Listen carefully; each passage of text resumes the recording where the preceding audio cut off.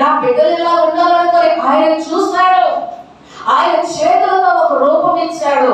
అంత మాత్రమే కాక ప్రియులారా, పాపపు బంధకాల నుంచి, శాపపు బంధకాల నుంచి, నరకపు శ్రమల నుంచి తప్పించడానికి నీ కొరకు నా కొరకు భూమి మీదకి వచ్చి నరావతారం ఎత్తి మహిమను విడిచి మానవునిగా వచ్చి ప్రియులారా, పాపాన్ని, శాపాన్ని, వ్యాధులను, వ్యసనములను అన్ని కూడా జయించి, కామ క్రోధ మదమత్సరములన్నీ కూడా ఆయన జయించి శిలువలో బలియాగం చేసి మరణించి, మరణాన్ని జయించి పునరుద్ధారుడై తిరిగి లేచి మనందరికీ విమోచన క్రయధనముగా అర్పించబడి మనందరి నిమిత్తమై ఆయన బలి అయిపోయి మన శిక్ష ఆయన మీద వేసుకొని నిన్ను నన్ను ఆ బంధకాల నుంచి, శత్రు సైన్యం నుంచి విడిపించాడు.